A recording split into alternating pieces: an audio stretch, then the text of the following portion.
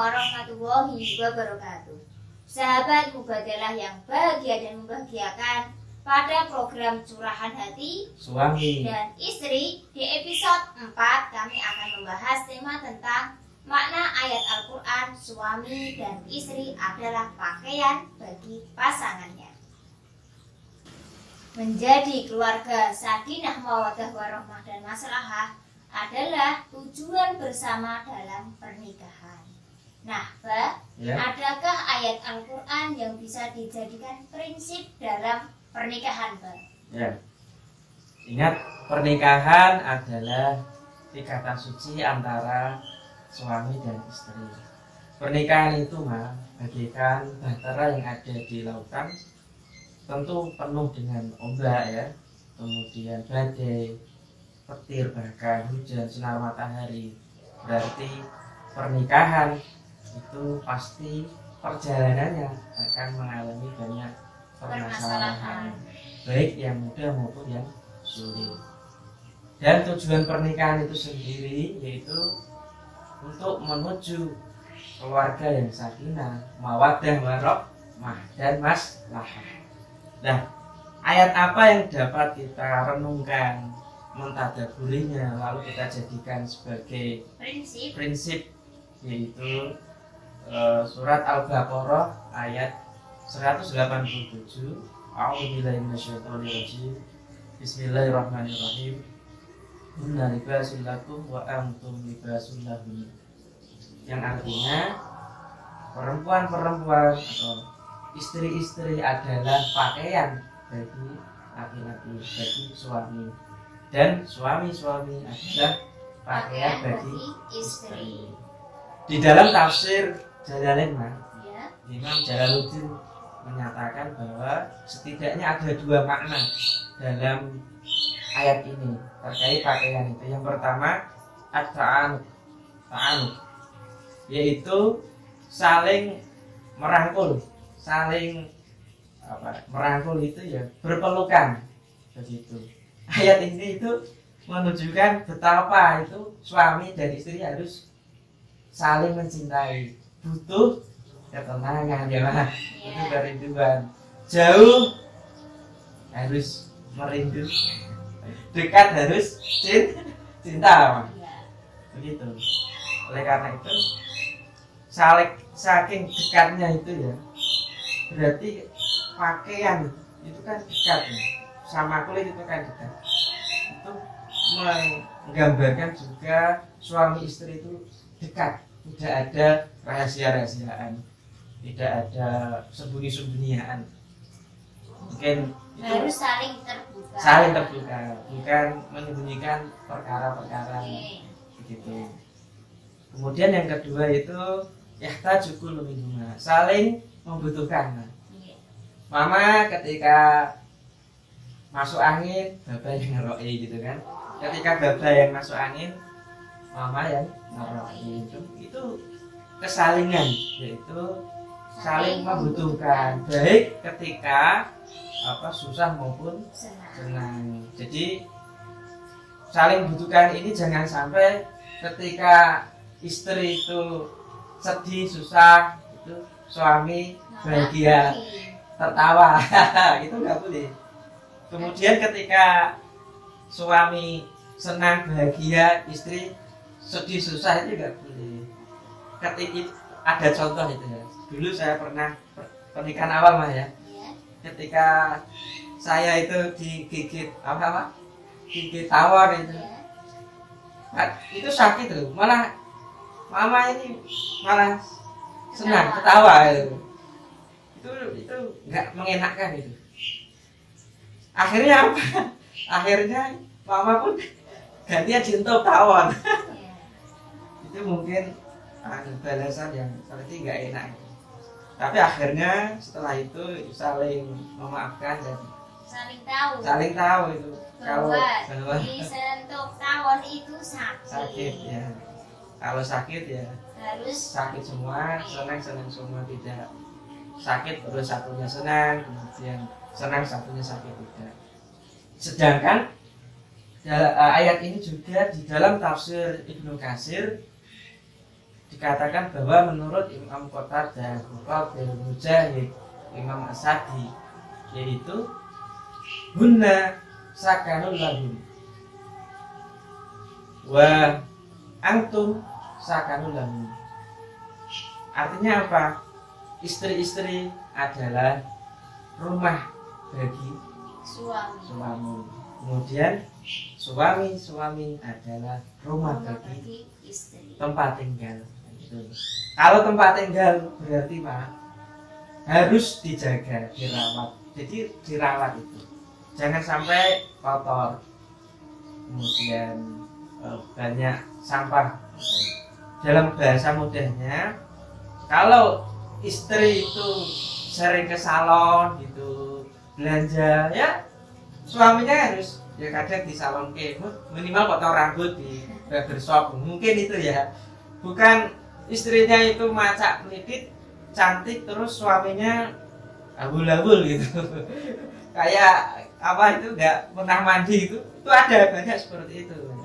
Jadi harus seimbang gitu loh. Kalau istrinya itu ya menarik, laki-lakinya harus juga menarik dalam rangka untuk menjaga cinta bersama gitu. Jangan sampai suaminya potong rambut, mandi bersih, pakai baju melilit, kemudian istrinya nggak pernah maca, itu khawatirnya nanti malah lihat rumput tetangga yang lebih indah itu lah ya. Kemudian makna yang terakhir yaitu menurut Imam Nawawi dan juga Profesor Quraisy dalam tafsirnya Al-Misbah, makna dari baju libas di sini tuh ya, maknanya itu saling menutupi keburukan atau aib. Gitu. Bahasanya mudah. Jangan sampai aib istri maupun suami itu diumbar, baik diumbar media offline maupun online. Jangan sampai dulu mungkin istrinya pernah punya penyakit gudikan, dulu kan saat di pesantren langsung setelah nikah ternyata istri saya gudikan terus di-share di dunia medsos, itu nggak baik, itu bisa jadi kiamat itu. Kemudian suaminya pernah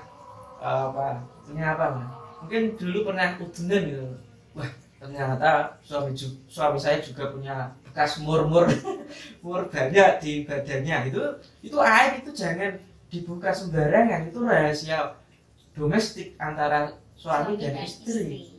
Begitu Mas. Itulah makna dari libas, yaitu saling menutup aib atau keburukan pasangan menurut Imam Nawawi dan Profesor Quraisy. Artinya apa? Marilah kita itu suami dan istri saling menjaga keeratan, kemudian saling membutuhkan. Kemudian ibarat istri suami adalah tempat tinggal, harus dirawat, kemudian dibersihkan, kemudian sehingga tampak bersih, tampak baik. Kemudian yang terakhir adalah istri suami harus menutup aibnya masing-masing, jangan sampai tersebar di mana-mana. Itulah kunci untuk menuju kehidupan atau keluarga yang sakinah, mawaddah, warahmah dan maslahah. Nah, adakah akhlak keseharian yang perlu dijaga, Mbak? Misalkan banyak di masyarakat yang terlihat di masyarakat itu baik, tapi pada kenyataannya di dalam keluarga itu kurang mencerminkan ketika akhlaknya di masyarakat. Nah, akhlak seperti apakah yang perlu dibangun ataupun perlu ditumbuhkan di dalam keluarga, Mbak? Ya, dalam pernikahan, ya, dalam kehidupan sehari-hari juga suami dan istri harus memiliki akhlak yang baik. Di dalam kitab Kifayatul Akhyar itu dikatakan bahwa yajibu kullu minaz zawjaini bil ma'ruf. Kayaknya begitu. Seingat saya begitu. Sedangkan di dalam Al-Qur'an wa'ashiruhunna bil ma'ruf, yaitu mempergauli.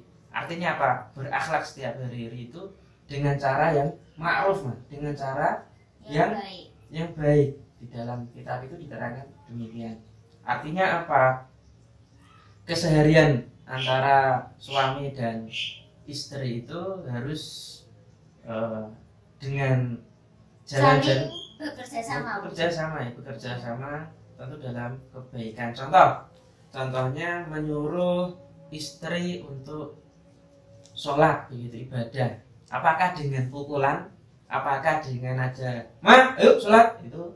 Itu sudah kekerasan, baik kekerasan fisik, memukul mungkin, atau kekerasan secara lisan.